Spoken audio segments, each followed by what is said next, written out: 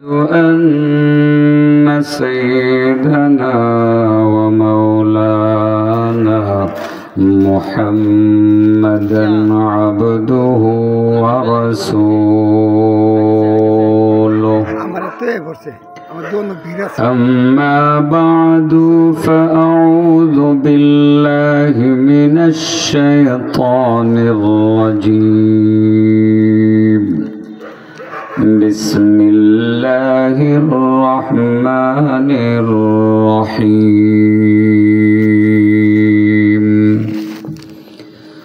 وما من دابة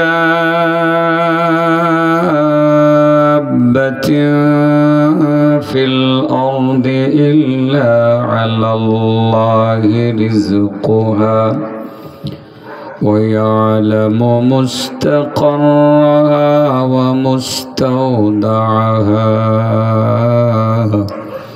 كل في كتاب مبين صدق الله العظيم اللهم صل على محمد وعلى آل محمد كما صليت على إبراهيم وعلى آل إبراهيم إنك حميد مجيد اللهم بارك على محمد وعلى آل محمد كما باركت على إبراهيم وعلى آل إبراهيم إنك حميد مجيد আদর্শ শান্তি পরিষদ ও যুব সমাজ এর উদ্যোগে আয়োজিত আজকের দ্বিতীয় বার্ষিক ইসলামী মহাসম্মেলন এর সম্মানিত সভাপতি আলহাজ মাওলানা মহিউদ্দিন শাহ দামাত বারাকাতুহুম, সহ সভাপতি হিসাবে উপস্থিত আছেন বিশিষ্ট আইনজীবী জজ কোর্ট কিশোরগঞ্জ অ্যাডভোকেট মোহাম্মদ তাজুল ইসলাম আলম, আজকের মাহফিলের প্রধান বক্তা বলিষ্ঠ আলোচক যিনি দীর্ঘদিন যাবৎ ওয়াজের মাঠে কাজ করেন, আমাদের বড় ভাই মাওলানা মুক্তার হোসেন রায়পুরি দামাত বারাকাতুহুম, এবং আলোচনা পেশ করবেন আপনাদের এলাকার সন্তান মুফতি নাসির উদ্দিন রহমানী এবং ঐতিহ্যবাহী আবদুল্লাহপুর মাদ্রাসার সুযোগ্য পরিচালক মাওলানা সাদুল্লাহ, আগরপুর বাসস্ট্যান্ড মসজিদের ইমাম ও খতিব আপনাদের সন্তান মাওলানা সুলাইমান আহমদ মাদানী হাফিজাহুমুল্লাহ, আমন্ত্রিত অন্যান্য উলামায়ে কেরাম এবং আজকের এই মাহফিলের বিশেষ আকর্ষণ হিসাবে যারা আছেন, প্রধান আকর্ষণ হিসাবে নাশিদ শিল্পী দুজন আবু ওবায়দা এবং কারি মুতাসিম বিল্লাহ হাফিজাহুমাল্লাহ, বিজ্ঞ পরিচালক হযরত মাওলানা আলী আশরাফ এবং মহসিন ভাই সহ উপস্থিত অন্যান্য উলামায়ে কেরাম, সম্মানিত মুরব্বিয়ান, যুবক ভাইরা, পর্দার আড়াল থেকে আলোচনা শুনছেন পর্দানশীল মা ও বোনেরা, মানুষের চাহিদার তুঙ্গে দুইটা বিষয় নিয়ে আমি আজকে আলোচনা করতে চাই। ডাইরেক্ট বিষয়ে চলে যাব। মানুষ আমরা কি চাই? শান্তি চাই, আলহামদুলিল্লাহ শান্তি নিশ্চয়ই চাই। তাছাড়াও আমাদের চাহিদার কোনো শেষ নেই। প্রত্যেকেরই ব্যক্তিগত অনেকগুলো চাহিদা আছে, কারো চাহিদার সাথে কারো চাহিদা মিলে না।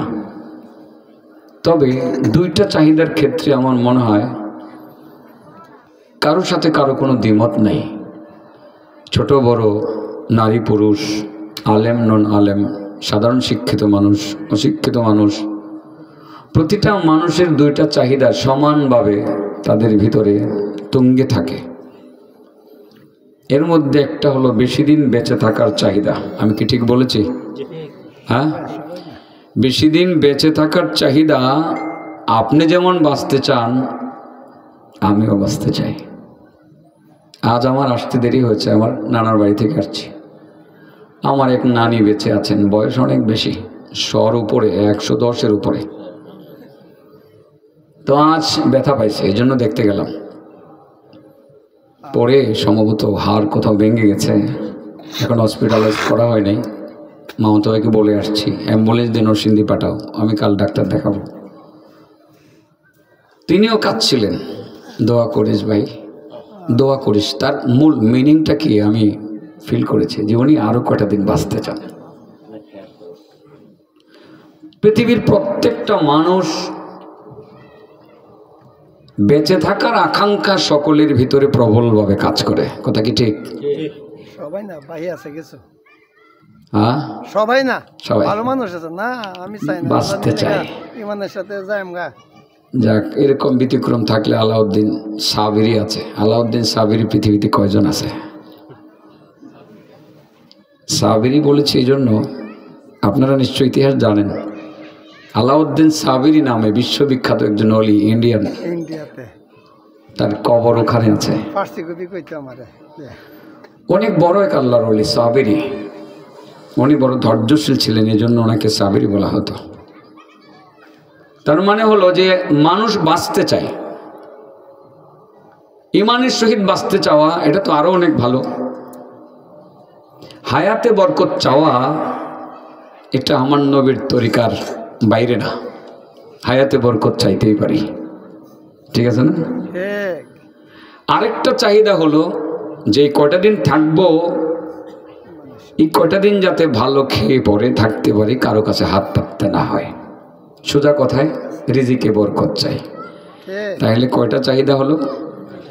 একটা হলো হায়াতে বরকত চাই, আরেকটা হলো রিজিকে বরকত চাই। এই চাহিদাটা আমাদের সকলের ভিতরে আছে না নাই? আছে, সবার ভিতরে কম বেশ আছে।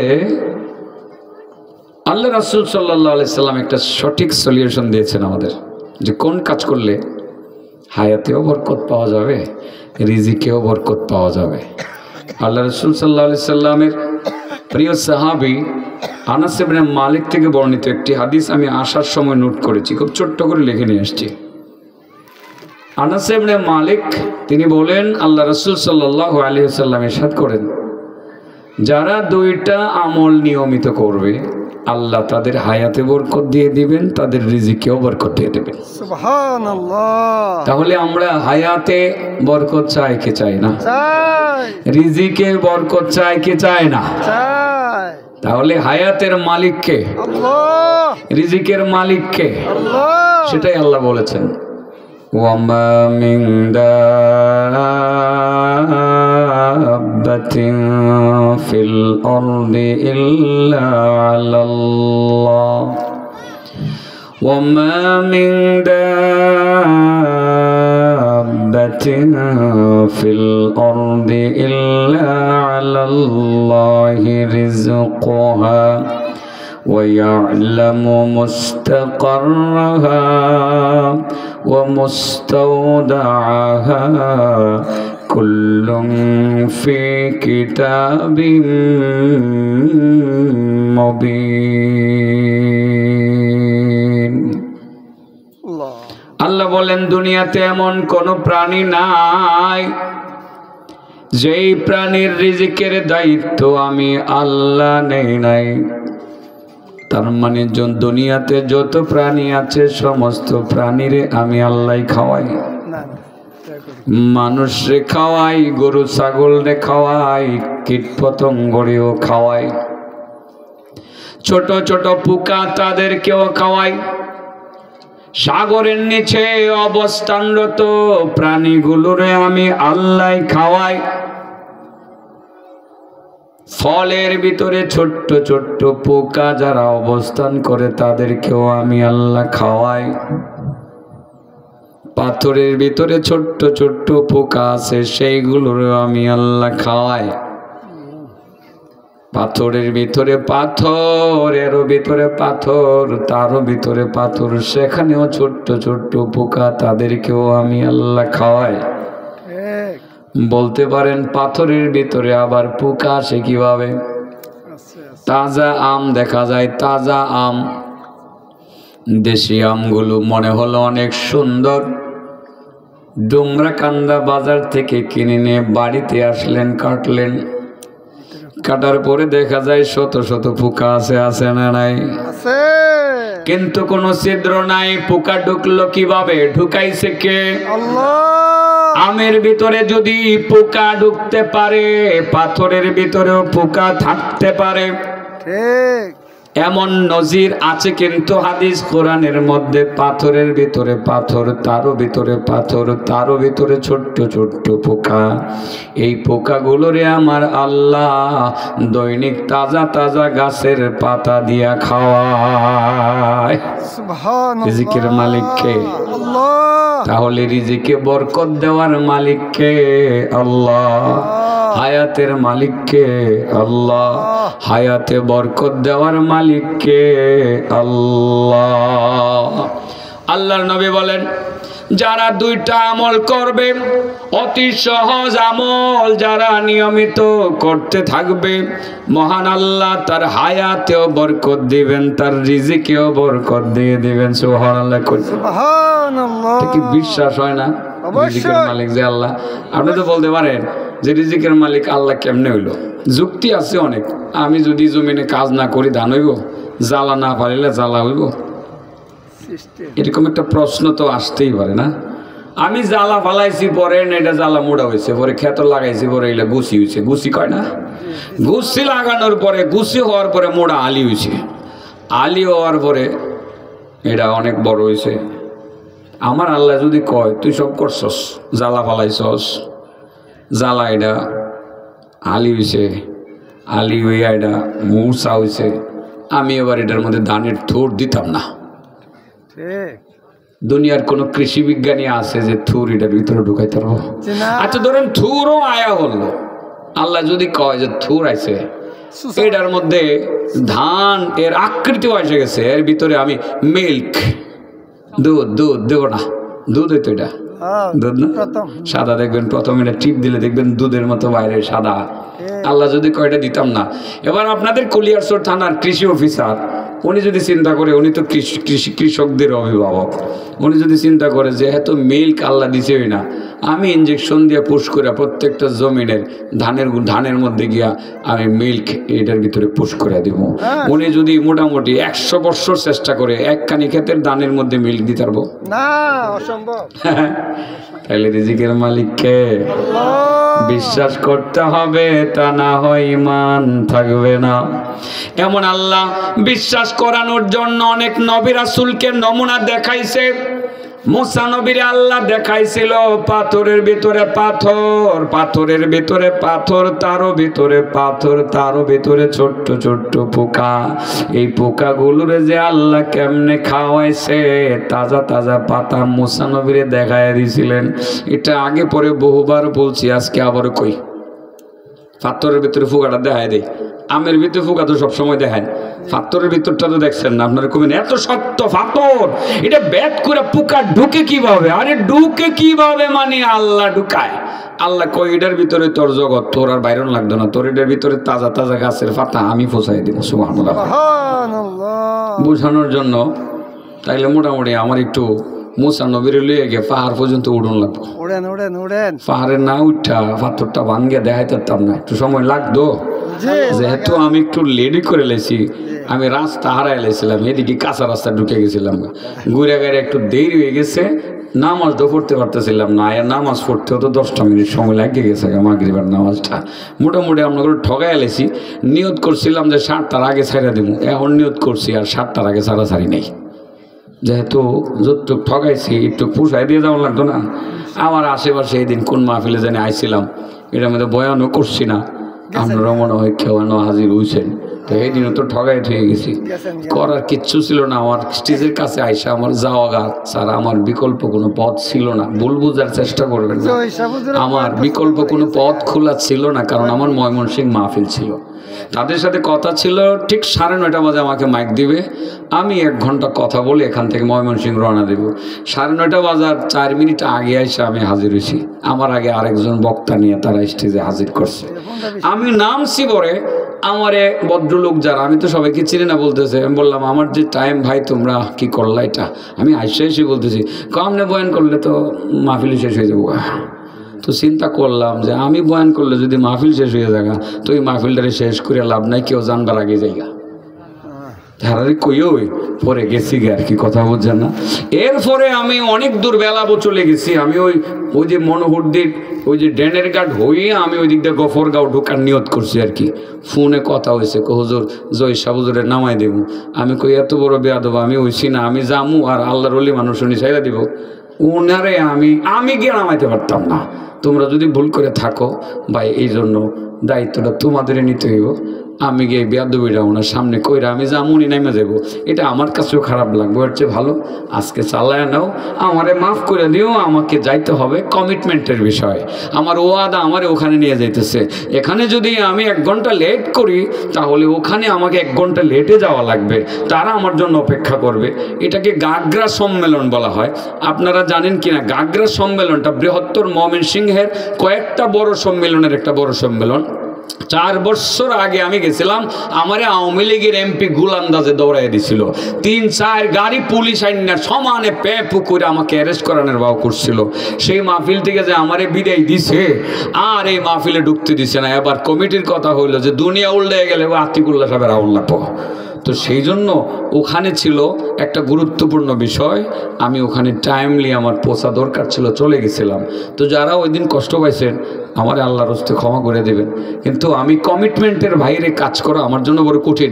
এটা আমার জন্য কেন, সকলের জন্যই কঠিন। ওয়াদা তো ওয়াদাই, কারণ এই একটা সিজনে আমাদের যে অবস্থা, এটা যদি একদিন আমাদের সাথে গাড়িতে চলেন তাইলে আর কেউ ওয়াদা ভঙ্গ করবেন না। কারণ আপনি তো মনে করতেছেন যে আজকে হুজুর একটু কষ্ট দিয়ে দিই, মনে হয় একটু আজকেই বুঝি কষ্টটা করতেছে। বাবা এই যে আগস্ট মাস থেকে শুরু হয়েছে, কি মাস? আগস্ট মাস থেকে যে শুরু হয়েছে, প্রত্যেকটা রাত্র প্রত্যেকটা দিন কষ্ট করতে আসি। আপনি তো আজকে বলবেন যে হুজুর আমার লাগে একটু কষ্ট করেন, তো আগামীকালও কষ্ট, পরের দিনও কষ্ট। একটা মানুষ আর কত কষ্ট করতে পারে, আর কত নিয়ম ভঙ্গ করতে পারে? একদিন ভঙ্গ, যেরকম আজকে হয়ে গেছে, আমার দ্বারাই হয়ে গেছে। এটা যদি প্রতিদিন হয়, আমি সব জায়গায় দেরি করে যাই, ঠিকই মাহফিল করতে বকবো যে এই লোকটার ওয়াদা ঠিক নেই, ঠিক না ভাই? ঠিক। আসলে বিষয়টা এইরকম, আপনারা ক্ষমার দৃষ্টিতে দেখবেন আল্লাহর হস্তে। এটা নিয়ে আমি অবশ্যই অনেক উত্তপ্ত কথাবার্তাও শুনছি, যে অনেকভাবে ওই মাহফিলে আসতে দিবে না, ওই মাহফিলে আসতে দিবে না। আর এইটারে আবার আমি কেয়ার করি না কোনো সময়। এটা তো আওয়ামী লীগের সময় কেয়ার করছি না, কথা বলছেন না? আর এখন তো আওয়ামী লীগ ক্ষমতাত নাই, এখন তো কেয়ার করার প্রশ্নই আসে না। আপনারা কি করুন, তখনই আমি কেয়ার করছি না। কারণ কেউরে ডরাই আমি মাহফিলে যামু কি যাইতাম না, এটা আমি কোনো সময় ভাবছি না। আসলে আল্লাহ মনে হয় আমার এই ডর বই দিছে না, আমার মাহফিলে ডাইরেক্ট এসে বাধা দিছে। আমি ওয়াজ করছি, তাতে কি হয়েছে? পুলিশদের ধরাইলে ধরাই লাও, তুমি ধরাইতে মনে চাইছে ধরাই লাও, পুলিশের মন চাইলে আমার ধরে লাইব।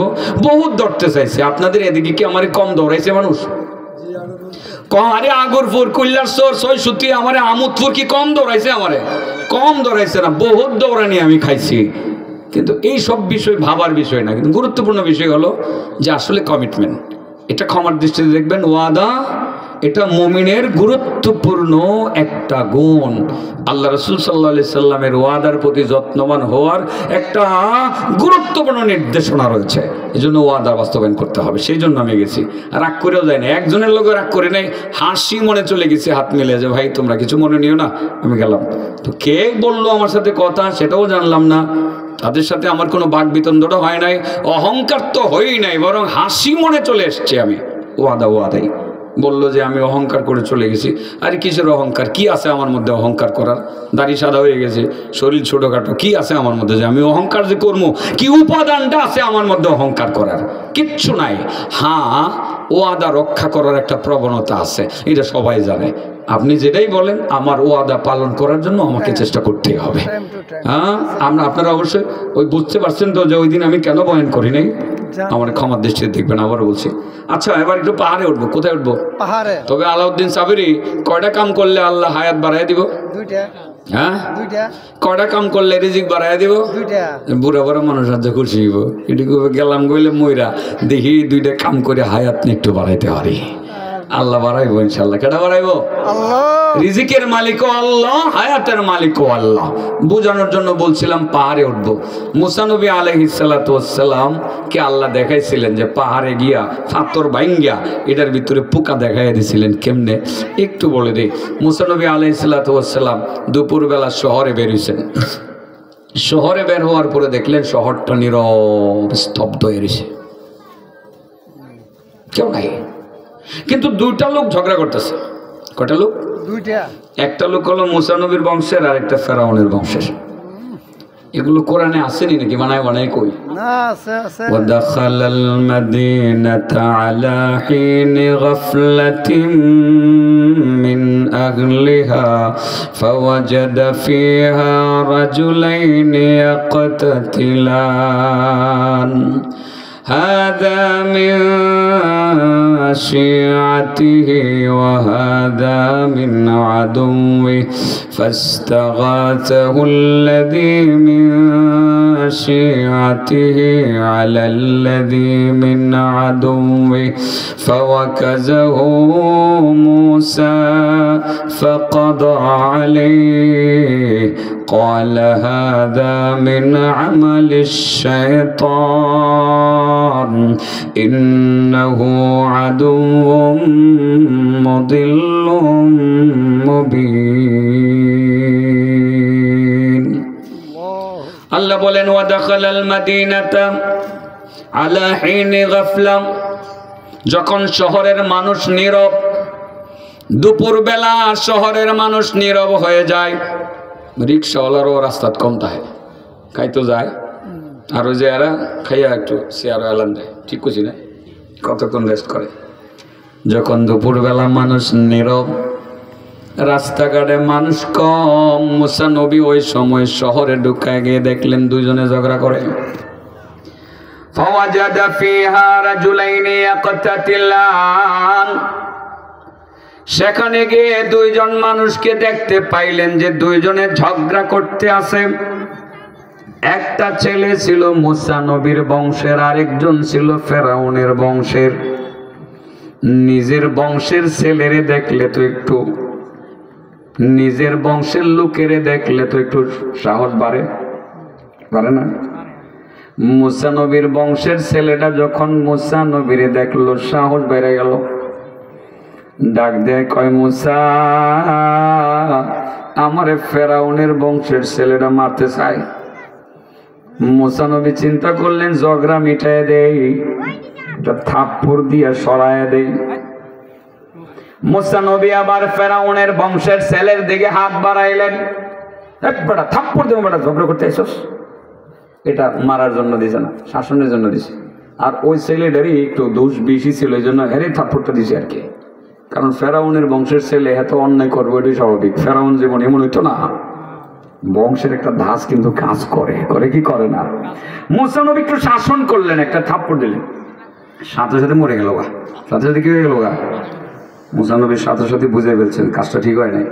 ক্বালা হাযা মিন আমালিশ শাইতান, আল্লাহ গো, এটা তো শয়তানের কাম হয়ে গেছে। মাবুদ ভুল হয়ে গেছে, আমার মাফ করে দাও। ইন্নী যালামতু নাফসি ফাগফিরলি ফাগফারা লাহ, আল্লাহ আমার নফসের উপরে আমি জুলুম করছি। চিন্তা করছেন, সাথে সাথে বললেন আল্লাহ আমার নফসের উপরে আমি জুলুম করছি, আমার মাফ করে দাও। আল্লাহ কয়, মুসা তুমি তো আসলে হত্যা করার জন্য থাপ্পড়টা দিছিলা না, দিছিলা শাসন করার জন্য। এ মরে গেছে, আমি তারে লিয়েই বলছি। তুমি যেহেতু হত্যা করার কোনো ইচ্ছা করো নাই, আমি তোমারে মাফ করে দিলাম। সুবহানাল্লাহ। তো মুসা নবীর আল্লাহ মাফ করে দিয়েছে। এই যে ছেলেটা মারা গেছে, তার হত্যার খবর মুসা নবী জানে, আর মুসা নবীর বংশের ছেলেটা জানে, আর কেউ কি জানে? সারা দেশে একটা খবর প্রচার হয়েছে, ফেরাউনের বংশের একটা ছেলেকে হত্যা করা হয়েছে, কিন্তু হত্যাকারীকে কেউ জানে না। তখন তো সিসি ক্যামেরা ট্যামেরা কিচ্ছু ছিল না রাস্তাঘাটে, তো ধরবো কেমনে? ধরার কোনো একটা পর্যায়ে আরেকদিন মুসা নবীর বংশের ছেলেটা আরেকটা ছেলের সাথে ঝগড়া করতেছে। ওই দিনও মুসা নবীর বংশের ছেলেটা কয়, মুসা আমার হেল্প করো।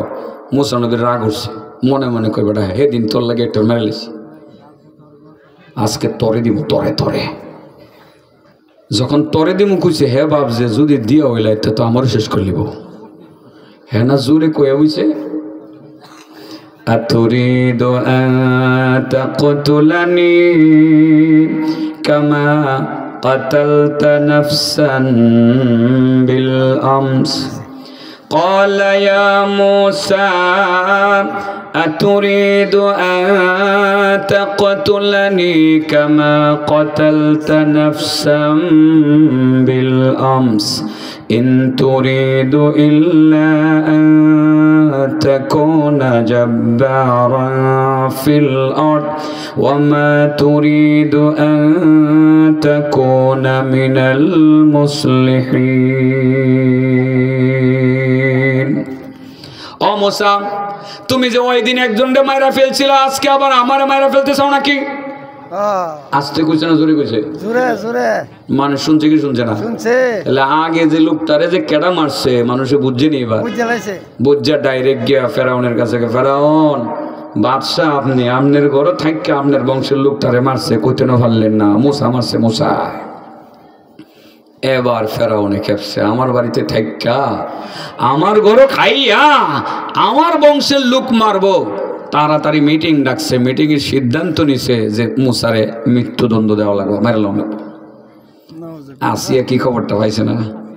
আসিয়া মুসা নবীরে ভালোবাসতো, একটা ছেলেরে তাড়াতাড়ি কইছে তুমি পরিচয় দিও না, ডাইরেক্ট গিয়ে মুসারে কো দেশ সাথে চাইরা জায়গা, আরেক দেশে জায়গা, নাইলে মেরে লেবো। وجاء رجل من أقصى المدينة يسعى قال يا موسى إن الملأ يأتمرون بك ليقتلوك فاخرج إني لك من الناصحين শহরের প্রান্ত থেকে দৌড়ে আসলো একটি যুবক, এসে বলল মুসা, ও মুসা তাড়াতাড়ি দেশ ছেড়ে চলে যাও, ফেরাউনের মন্ত্রী পরিষদ সিদ্ধান্ত গ্রহণ করেছে তোমাকে হত্যা করার জন্য, তুমি দেশ ছেড়ে চলে যাও। আমার পরিচয় সম্পর্কে জিজ্ঞাসা কইরো না আমি কে, আমার পরিচয়টা হলো মূলত আমি তোমার একজন হিতাকাঙ্ক্ষী, আর কোনো পরিচয় দিতে চাই না, তুমি দেশ ছেড়ে চলে যাও। মুসা নবী আবার দেশ ছেড়ে চলে গেলেন তিনি হবু শ্বশুর বাড়ির দেশে। এই ঘটনাটা কইবার লাগে আমি ওয়াজ শুরু করছি, সারা জীবন ঘটনা শুনছেন, এটার লাগে না। মুসা নবী শ্বশুর বাড়ি যাইব, এখনও তো শ্বশুর হচ্ছে না, বিয়ে করবো, 40 বছর পুরা হইব, বাচ্চা পেট হইব স্ত্রীর, দেশ হয়তো চাইব, শ্বশুর বাড়ি থেকে লাড়ি লইয়া পাহাড়ে উঠবো, ফাতর ভাঙবো, পরে ফুকাটা দেখাই দিব। এইটা যাইবার লাগে আমি এইটা কাহিনী কইতেছি, এই কাহিনী করলে তো রায় তুই শেষ হয়ে যাবো গা, আমি ডুক্কা যাইতেছি গা। মোটামুটি আমি পাহাড়ে উঠবার লাগে একটু তাড়াহুড়া করতেছি আর কি, বুঝেন না? না ঠগানির কোনো বাও নাই, হায়াতে বরকত হইব আর নিজেকে বরকত হইব ইনশাআল্লাহ। হ্যাঁ আমল দুইটা কয়ে তুই যাবো, স্বর্ণ রূপার চেয়েও দামি আমল ইনশাআল্লাহ কইয়া তুই যাবো, এর লগে মিলাই কমতো একদম লইয়ে যাবেন সবাই, দেখেন আমল যে কত সুন্দর আমল। ওয়াজের মধ্যে থেকে আমল কিছু লইয়ে যাবেন, আজকে নিতে পারবেন। পুঁজিটা অনেক দামি পুঁজি, ওই ছেলে নিবানি? রাজি আছো তো? নিবা আমলটা নিবানি? অবশ্যই। এমন বুঝতেছে না, আমল দিমু দুইটা বাড়িতে লইয়া যাইবানি? বলো ইনশাআল্লাহ, বলো ইনশাআল্লাহ। দুইটা আমল দিতেছি, আগে পাথরটা ভেঙে লই, লাঠি দিয়ে বাইরে পাথর ভেঙে লই। মুসা নবী আবার গেছে, মুসা নবী যাওয়ার পর বিদেশে গেছে, তো বিদেশের বাড়ি তো কেউ কেউ চিনে না, হঠাৎ করে আপনি বিদেশে গেলে আপনি কেউ চিনবেন? গিয়া এখানে খারে নিছে, কি করবো, কেউ চিনে না, লোকজন নাই, গিয়া দেখে একটা কুয়ার পার, এই কুয়ার পারে কিছু মানুষ উট বকরি নিয়ে দাঁড়ানো, পানি উড়াইতেছে, পান করাইতেছে, নিজেরা বালতি লিয়ে যাইতেছে, এরকম এরকম গিয়া পাইছে। ওয়ালাম্মা ওয়ারাদা মাআ মাদিয়ানা ওয়াজাদা আলাইহি উম্মাতাম মিনান নাসি ইয়াসকুন ووجد من دونهم امرأتين تذودان قال ما خطبكما قالتا لا نسقي حتى يصدر الرعاء وأبونا شيخ كبير। তিনি গিয়া দেখলেন কুয়া থেকে মানুষ পানি উঠাইয়া উট বকরিকে পানি পান করাইতে আছে। এদের ছাড়াও আরো দুইটা মেয়েরে দেখতে পাইলেন, অত্যন্ত নম্র ভদ্র সভ্য প্রকৃতির ভদ্র দুইটা মেয়েকে দেখতে পাইলেন, দূরে দাঁড়ানো আছে অপেক্ষমান। তারা হাতের মধ্যে উট বকরির লাগাম, খালি বালতি হাতে নিয়ে তারা সেখানে দাঁড়ানো আছে। দেখেই মনে হলো সম্ভ্রান্ত ফ্যামিলির দুইটা মেয়ে। বাবা মানুষ দেখলেই বোঝা যায় কার বংশ কেমন, ভালো বংশের না খারাপ বংশের। চেহারা দেখলে বোঝা যায়, আচরণ শুনলে বোঝা যায় মূলত তার বংশ কেমন। মুসা নবী বুঝে ফেলছেন মনে হয় সম্ভ্রান্ত ফ্যামিলির দুইটা মেয়ে হবে। তাদেরকে জিজ্ঞাসা করলেন, ক্বালা মা খাতুবুকুমা, তোমরা কেন আসলা? তারা বললেন, ভাইয়া আমরা উট বকরিগুলোকে পানি পান করাইতে আসছি, তবে পুরুষের সাথে মিলেমিশে একসাথে আমরা সেই কাজটা করতে পারি না। যতক্ষণ পর্যন্ত রাখালরা এখান থেকে বিদায় না নিবে ততক্ষণ পর্যন্ত আমরা কুয়ার কাছে যাব না। ভাইয়া মাইন্ড করতে পারেন আমরা দুইটা মেয়ে কেন আসলাম? ভাইয়া কারণ হলো আমাদের কোনো আপন ভাই নাই, আর আমাদের আব্বা বুড়া হয়ে গেছেন। ও আবুনা শাইখুন কাবীর, আমাদের বাবা বুড়া হয়ে গেছেন। আব্বা জান এখানে আসতে পারবেন না, উট বকরিগুলোকে পানি পান করাতে পারবেন না, আমাদের জন্য পানি নিতে পারবেন না, মূলত সেই জন্য আসছি। এবার মুসা নবী বুঝলেন তাদেরকে তো উপকার করতে হবে। তোমরা দাঁড়াও, উট বকরিগুলো আমার হাতে দাও। উট বকরিগুলো তিনি হাতে নিলেন, উট বকরিগুলোকে হাতে নিয়ে তিনি পানি পান করাইয়া দিলেন। খালি বালতিতে পানি উঠাইয়া পানি ভৈরা দিয়া বললেন, তোমরা এবার বাড়িতে চলে যাও। অন্যদিন যেই টাইমে তারা বাড়িতে যায়, আজকে অনেক আগে তারা বাড়িতে চলে আসলো, অনেক আগে তারা বাড়িতে চলে আসলো। আব্বা জান ডেকে বলল, মারা ও আমার আদরের সন্তান দুজন, আজকে তোমরা দেখলাম আগে চলে আসলা। মেয়ে দুইটা বললেন, আব্বু একজন দয়ালদার উত্তম চরিত্রের মানুষ দেখছি, আজকে এত ভালো মানুষ আমাদের চোখে পড়ে নাই। ইচ্ছাকৃতভাবে লোকটা আজকে আমাদের উপকার করে দিল, আমাদের উট বকরিগুলোকে পানি পান করাইয়া দিল, আমাদেরকে বালতি বুড়াইয়া দিল পানি নিয়ে আসার জন্য। শোয়েব নবী বিষয়টা, শোয়েব নবী তিনি কিন্তু নবী, বুঝতে পারলেন মানিকে মানিক চিনে, রতনে রতন চিনে। সাথে সাথে বললেন, লোকটা তো সাধারণ লোক হবে না রে, নিশ্চয়ই কোন নবী রাসূল হবে। যদিও নবী রাসূল হয় নাই, নবী রাসূল হতে পারে, এমন এক মহান ব্যক্তি হয়ে থাকতে পারেন। মেয়ে একজনকে ডেকে বললেন, মা তুমি যাও লোকটারে বাড়িতে নিয়ে আসো, বলে দিও সে যে আসছে, আমাদের কিছু কাজ করে দিছে, তার কিছু বিনিময় দিতাম চাই। দুইজন মেয়ের একজন বড় লজ্জায় অবনত হয়ে সামনে অগ্রসর হলেন। فجاءته إحداهما تمشي على استحياء قالت إن أبي يدعوك ليجزيك أجر ما سقيت لنا فلما جاءه وقص عليه القصص قال لا تخف نجوت من القوم الظالمين।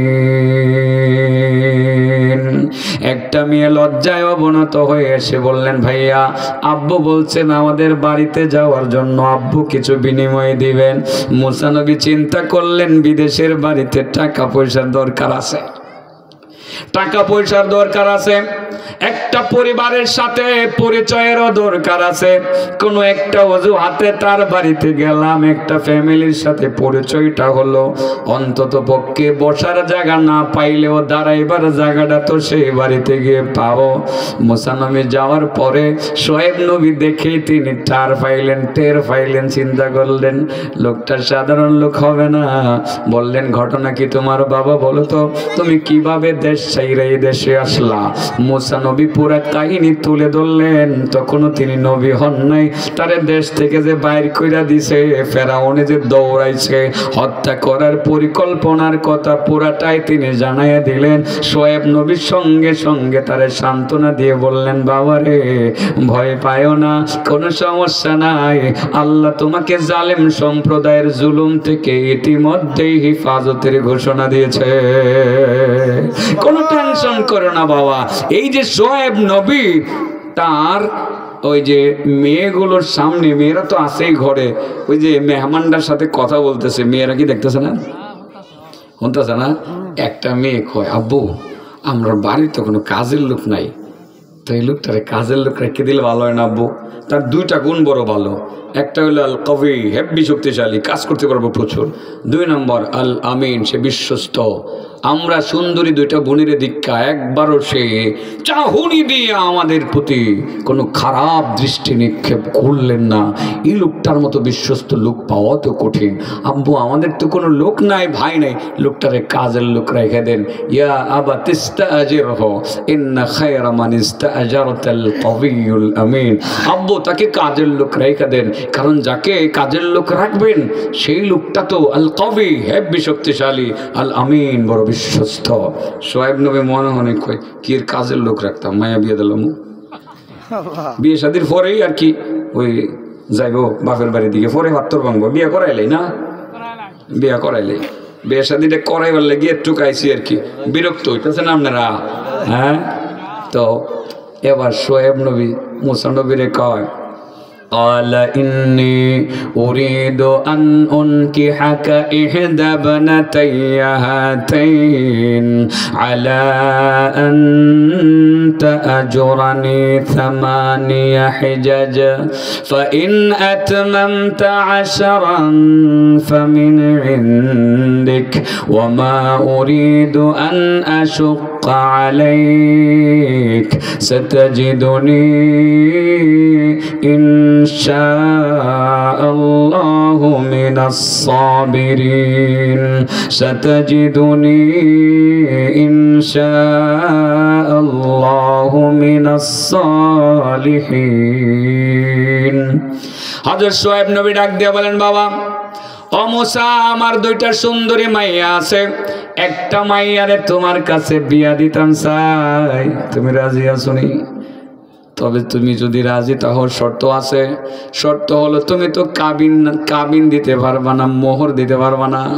শর্ত হইলো আমার মাইয়া বিয়ে করতে হইলে আমার বাড়িতে 8 বছর কামলা খাডন লাগবো। কয় বছর? আর যদি 10 বছর কামলা খাডো, তাইলে এটা তোমার থেকে এটা ভালো হবে, অনেক ভালো হবে। ফ্যামিলি এন্দিক কয় বছর কামলা খাডন লাগবো? মুসা নবী মনে মনে কয়, এমন জাতের মাইয়া বিয়ে করার জন্য যদি কামলা খাডন লাগে, আমি 10 বছরই রাজি। সুবহানাল্লাহ বলেন।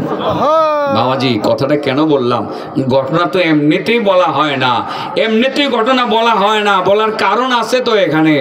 জাতের মাইয়া বিয়ে করার জন্য যদি কামলা খাইতেও করণ লাগে, তবু জাতের মাইয়াই বিয়ে করে। ছেলেরা বুঝছনি কি কইছে?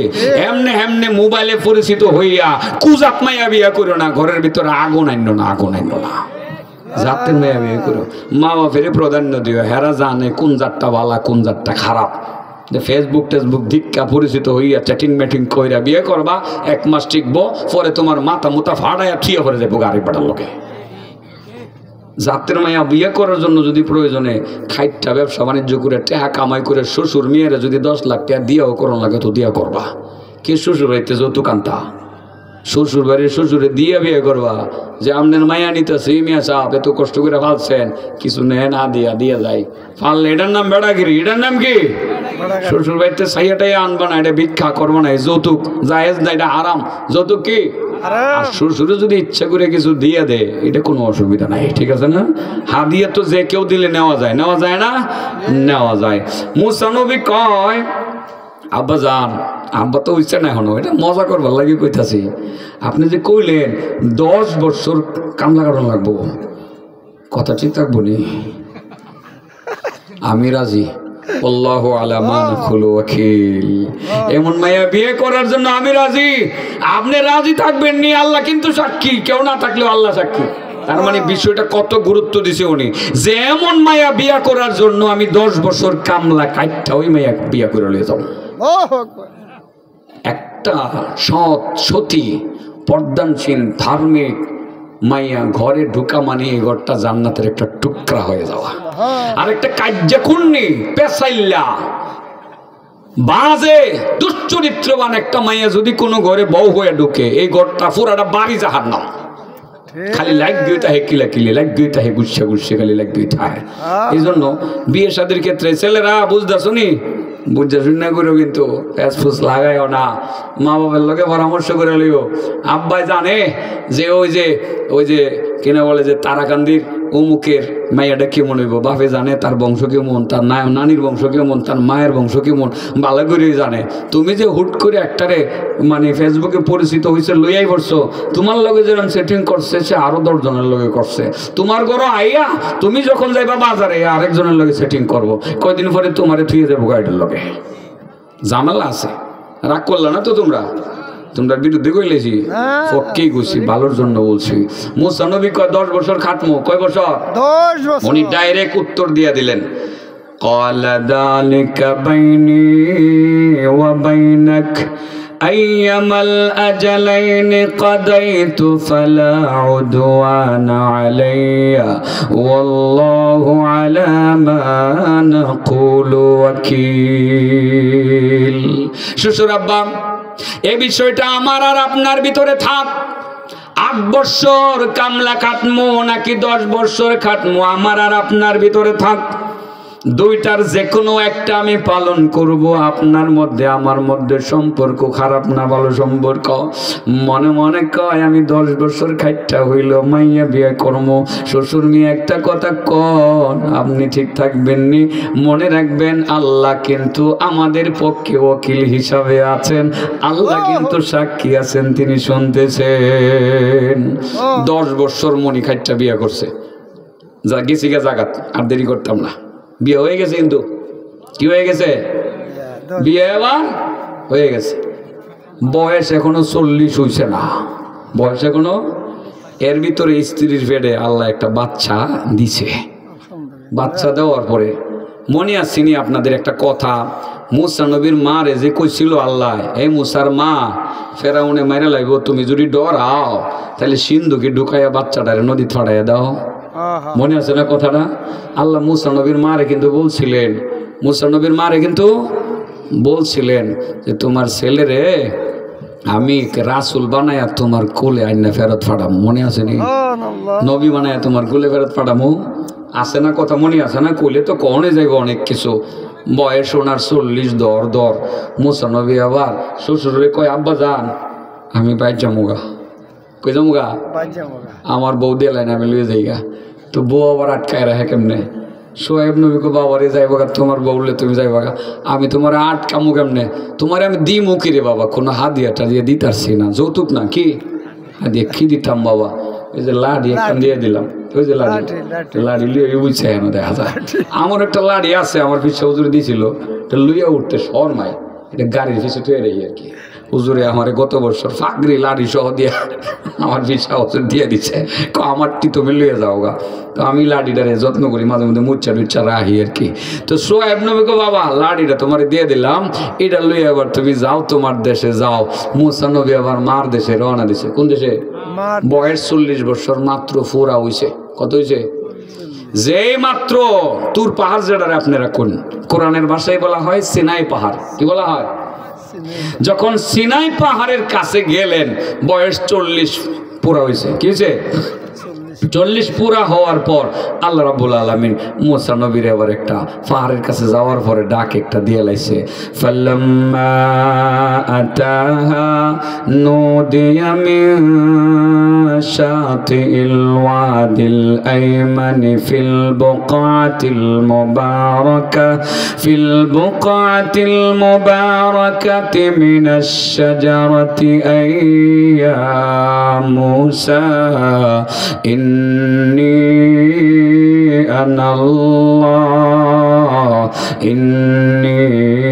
আনাল্লাহু রাব্বুল আলামিন। সিনাই পাহাড়ের পাশে একটা বিশাল বড় বৃক্ষ ছিল। ওই বৃক্ষর কাছে যখন মুসা নবী গিয়া পৌঁছলেন, সঙ্গে আছে স্ত্রীর পেটের ভিতরে বাচ্চা। আল্লাহ মুসা নবীর ডাক দিয়ে কয়, মুসা দাঁড়াও, আমি কথা বলবো। মুসা কই, আরে কি আল্লাহ বলে কথা বলবো? আল্লাহ কয়, ইন্নী আনাল্লাহ, আমি আল্লাহ বলতেছি। মুসা নবী কয়, আল্লাহ বলতেছে কোত্থেকে? আল্লাহ কয়, আরে মুসা তো আমার চিনল না, তাইলে পরিচয়টা আর একটু বাড়াইয়া দিতে হবে, ডিজিগনেশন সহ বলতে হবে, উইথ ডিজিগনেশন। মুসা, আমি আল্লাহ রাব্বুল আলামিন তোমারে ডাকতেছি। রাব্বুল আলামিন, বিশ্বজাহানের রব আল্লাহ তোমারে ডাকতেছি। মুসা কয়, আল্লাহ এনে আমারে ডাকতেছে। সুবহানাল্লাহ। মুসা, তোমার বয়স 40 পুরা হয়ে গেল, তোমারে আমি নবুয়ত দিয়ে দিলাম। কি হয়ে গেছে গা? নবুয়তের দায়িত্ব কি? নবীওয়ালা কাজ কি করা? তাবলীগ। বলেন কি করা? তাবলীগ করা। কি করা? তো নবী তো সাথে সাথে কালিমার দাওয়াত দেওয়া শুরু করতে হইব, নবতই শুরু করতে হইব। মুসা নবী এই জায়গাতে টেনশনে পড়লেন, এখন তো আমি নবী, কালিমার দাওয়াত দেওয়ান লাগবো, স্ত্রীরে রাখা যাবো কই? এত কষ্ট করে 10 বছর মনিকাটটা বিয়ে করলাম, এত সুন্দরী বউ, এত চরিত্রবান বউ, আমি বউটারে থুইয়া যাবো কই? আচ্ছা, পাহাড়ের কোনো এক গুহার ভিতরে সুন্দর করে না থুয়ে গেলাম, খাইবো কি? রিজিকটা পাইবো কই? এই যে মাথার মধ্যে ঢুকছে একটু টেনশন, রিজিকটা পাইবো কই, খাইবো কি? এটা যে মুসা নবীর ভিতরে কাজ করতেছে, আমার আল্লাহ কি বুঝছে না? বুঝছে। কই, মুসা রিজিকটা পাইবা কই? না, তোমার বউরে করতে খাওয়ামো, তোমার এই চিন্তা করা লাগবো। আচ্ছা, তো দেখা যাও, আমি রিজিক তোমারে কোত্থেকে দেই, কিভাবে দেই, তোমার স্ত্রীরে কেমনে খাওয়ায়। উড়ো, পাহাড়ের উপর উড়ো, লাঠিটা লইয়া উড়ো। মুসা নবী আবার লাঠি লইয়া পাহাড়ের উপরে উঠছে, গিয়ে দেখে এই বিশাল বড় পাথর। আল্লাহ কো, বাড়ি দাও। কি দাও? লাঠি দিয়া বাড়ি দিয়া কি পাথর ভাঙ্গন যা? কিন্তু আমার আল্লাহ বাংলে ভাঙ্গন জানা। মুসা নবী যখন লাঠি দিয়ে একটা বাড়ি দিছে পাথরে, পাথরটা 2 টুকরা হয়ে গেছে। এর ভিতর থেকে ছোট্ট আরেকটা পাথর বেরিয়েছে। আরেকটা আঘাত করো, আঘাত করলো, আরেকটা পাথর বের হলো, আঘাত করো, আরেকটা পাথর বের হলো, আবার আঘাত করো, আরেকটা পাথর বের হলো। আল্লাহ বললেন, আবার আঘাত করো, আবার আঘাত করলো, আরেকটা ছোট পাথর বের হলো। আল্লাহ বলেন, হেডারেও আঘাত করো। আঘাত করার পরে দ্বিখণ্ডিত হয়ে গেল। দেখা গেল এটার ভিতরে ছোট্ট ছোট্ট পোকা বসে বসে গাছের তাজা তাজা পাতা চাবাইয়া খাইতেছে। আল্লাহ মুসা নবীকে ডাক দিয়া বলেন, মুসা, রিজিকের মালিক আমি আল্লাহ। পাথরের ভিতরে পাথর, তারও ভিতরে পাথর, তারও ভিতরে পাথর, তারও ভিতরে ছোট্ট ছোট্ট পাথর। ওই পাথরের ভিতরে ছোট্ট ছোট্ট পোকা। ওই পোকাগুলোরে যদি আমি আল্লাহ দৈনিক তাজা তাজা গাছের পাতা দিয়া রিজিক দিতাম পারি, তোমার স্ত্রীকে তো আরো বহু আগে আমি রিজিকের ব্যবস্থা করতে পারবো। রিজিকের মালিককে আল্লাহ। মুসা নবী কো, মাবুদ বুঝছি। আল্লাহ কয়, বুঝা শেষ হয়েছে না, আর একটু বুঝো। ও মুসা, পাথরের ভিতরে ছোট্ট ছোট্ট পোকাগুলো কি বলে সেটা শোনো। কিভাবে শুনবো? ছোট্ট পোকার আওয়াজ তো শোনা যায় না। আল্লাহ বলেন, কান পাতো। এবার মুসা নবী কান পাতলেন, কান পাতার পরে শুনতে পাইলেন পোকাগুলো বলতেছে, সুবহানা মাইয়ারানি ওয়া ইয়ারিফু মাকানি ওয়া ইয়াসমাউ কালামি ওয়া হুয়া ইয়ারযুকুনি ওয়া ইয়াযকুরুনি ওয়া লা ইয়ানসানি। পোকাগুলো বলতেছে, আমি ওয়া আল্লাহর পবিত্রতার ঘোষণা করি, ওই আল্লাহর জন্য সুবহানাল্লাহ বলি। তার মানে পোকাগুলো সুবহানাল্লাহ বলতেছে, আমি ওই আল্লাহর জন্য সুবহানাল্লাহ বলি, পবিত্রতার ঘোষণা করি যে আল্লাহ আমি কোন জায়গায় থাকি আমার ঠিকানাটা জানে, আল্লাহ আমারে দেখে। ওয়াসমাউ কালামি, আমি কি বলি আমার কথা আমার আল্লাহ শুনে, আল্লাহ আমার ঠিকানা জানে, আল্লাহ আমারে দেখে। এই জায়গাতে আমার আল্লাহ নিয়মিত আমারে রিজিক পৌঁছাইয়া দেয়। আমার আল্লাহ সব সময় আমারে মনে রাখেন, আমার আল্লাহ কোনদিন আমারে ভুলেন না। একটা পোকা যদি আত্মবিশ্বাস নিয়ে বলতে পারে আমার আল্লাহ আমারে ভুলেন না, আমি তো আশরাফুল মাখলুকাত, আমার আল্লাহ কি আমারে ভুললে যাইবনি? আল্লাহ মুসা নবীরে বুঝাই দিলেন, মুসা রিজিকের দায়িত্ব আমি আল্লাহ আগেই নিছি, আমি সবার রিজিক দিয়েই সবাইরে দুনিয়াতে পাঠাইছি, দায়িত্বটা আমার কাছে, এই ব্যাপারে তোমার কোনো টেনশন করা লাগবে না। অতএব বোঝা গেল রিজিকের মালিককে আল্লাহ, রিজিকে বরকত দেওয়ার মালিককে আল্লাহ, হায়াতে বরকত দেওয়ার মালিককে আল্লাহ। আল্লাহ রাসূল বলেন কেউ যদি দুইটা আমল নিয়মিত করতে পারে আল্লাহ তার হায়াতেও বরকত দিয়ে দিবেন, আল্লাহ তার রিজিকেও বরকত দিয়ে দিবেন। এবার হাদিসটা কইলাই, কোন দুইটা কাম করলে রিজিকে বরকত হইব, হায়াতে বরকত হইব? রেডি? রেডি। অনেকক্ষণ ঘুরায় ঘুরায় আইছি, হ্যাঁ পাহাড় টাহাড় ঘুরা। হ্যাঁ না, আবার আসল আমল না করলে হইতো না তো, আসল আমল না করলে হইব। যেই দুইটা আমল করলে রিজিকে আল্লাহ বরকত দিয়ে দিব, যেই দুইটা আমল করলে আল্লাহ হায়াতে বরকত দিয়ে দিব, খুশি হইবেন তো? ছেলেরা তো একেবারে লাভ দেবার বাপ করবো আজকে, যে হ্যাঁ ঠিকই আছে। আল্লাহ রাসূল বলেন, আনাস ইবনে মালিক থেকে বর্ণিত, ক্বালা রাসূলুল্লাহ সাল্লাল্লাহু আলাইহি ওয়াসাল্লাম, রাসূল করিম সাল্লাল্লাহু আলাইহি ওয়াসাল্লাম বলেন, মান সাররাহু আইয়ামুদ্দা লাহু ফি উমরিহি, যে ব্যক্তি চায়, কামনা করে যে তার উমর মানে হায়াত, বয়স, তার হায়াতে বরকত হোক, যে ব্যক্তি চায়। ওয়াজদাদা লাহু ফি রিজকিহি, যে ব্যক্তি তার রিজিকের মধ্যে বৃদ্ধি পাক সেটা কামনা করে। সোজা কথা, যে ব্যক্তি হায়াতে বরকত চায়, রিজিকে বরকত চায়, সে ব্যক্তি যেন দুইটা আমল করে। এক নম্বর, ফালইয়াবুররা ওয়ালিদাইহি, এক নম্বর সে যেন মা বাবার সাথে ভালো আচরণ করে। সুবহানাল্লাহ। কার সাথে? মা বাবা। এই ছেলে, মা বাবা। বেশি দিন বাঁচতে চাও? না। তাহলে কার লগে ভালো আচরণ করতে হবে? মা বাবা। মা বাবার লগে। এই কথাটা অনেকক্ষণ ঘুরায় ঘুরায় কইছি। এই আমলটা যে তোমার জীবনে কতটা গুরুত্বপূর্ণ তুমি মা বাবা না থাকলে বুঝবা, থাকলে একটু কমই বুঝবা।